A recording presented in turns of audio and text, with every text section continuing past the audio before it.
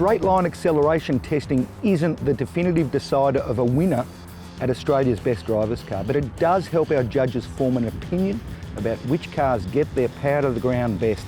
The numerical value also gives us a real-world look at how the rivals rank against one another. The times set on the runway at Wangaratta Airport are representative of a hard start on a public road. Running in alphabetical order, it's the Alfa Romeo that leaps from the line first, the twin turbocharged V6 howling down the runway in surprisingly clean fashion. The red-blooded rear-drive sports sedan hits 100 km an hour in 4.9 seconds and crosses the 400 metre mark in 12.5, sounding glorious while doing it. Next up, it's the Audi RS5 Quattro, which puts its all-wheel drive grip to good use, shaving a full half second from the Alfa's 0 to 100 time. At the end of the quarter mile though, its advantage over the Alfa was just 1/10 of a second, and its trap speed more than 5 km an hour slower at under 185. Sticking with the all-wheel drive German theme, it's BMW's M5 that lines up next. Using twin-turbo V8 grunt to full effect, the Beamer smashes to 100 in 1/10 quicker than the Audi, to 400 metres 3/10 quicker, and sets the highest trap speed for the day so far. Our next contender needs no introduction, the V8 powered Mustang GT being no stranger to quarter mile testing at Motoring.com.au. The manual gearbox made the Ford harder to launch effectively, all that rear drive mumbo struggling to make traction on the loose Wangaratta runway. From rear drive to front drive, it's the Honda Civic Type R that heads down the runway next, suffering similar traction issues to the Mustang GT before it, this time at the pointy end.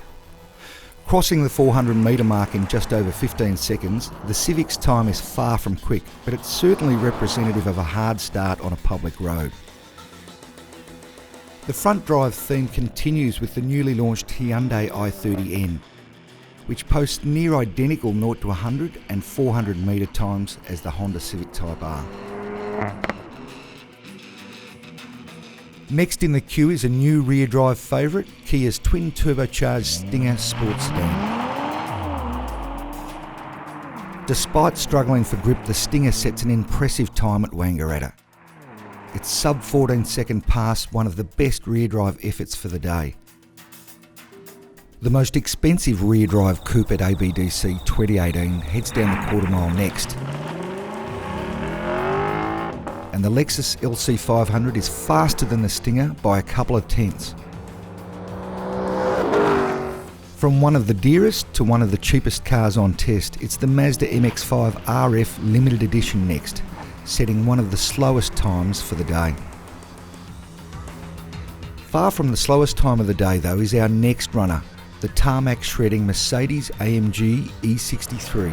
With 800 Newton metres of torque and all-wheel drive grip, the brawny Benz is a force to be reckoned with. Although it fell short of the BMW by 3/10 to 100, it was 1/10 quicker over the quarter mile at almost 12 seconds dead, and also set the highest trap speed of the day. Back to rear-wheel drive, and the Nissan 370Z NISMO's normally aspirated V6 and manual transmission clocks a decent sub-15 second pass. From rear drive to front drive again, and it's the alliance partner Renault whose updated Clio RS200 Coupe rips a 15 second pass straight out of the blocks. Getting off the line cleanly was an issue for our next contender, and the TS-enhanced Subaru BRZ ran the day's slowest time.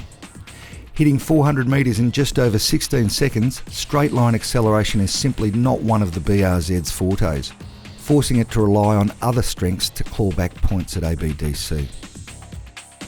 It's a similar story for our final entrant, with the Suzuki Swift Sport's agile chassis proving far superior to its straight line speed. Still, with a sub-16 second pass and a 153 km an hour trap time, the Pocket Rocket's efforts are far from the day's worst, and prove the old adage about the size of the fight in the dog. So we've just run all 14 cars down the Wangaratta airstrip, which was a lot looser than we expected. So not surprisingly, good old-fashioned footwork beat launch control every time.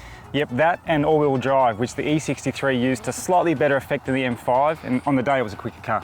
No doubt, with a grippier surface, all the cars would have gone quicker. The order may well have changed, but on this day, with this surface, the Benz is our winner.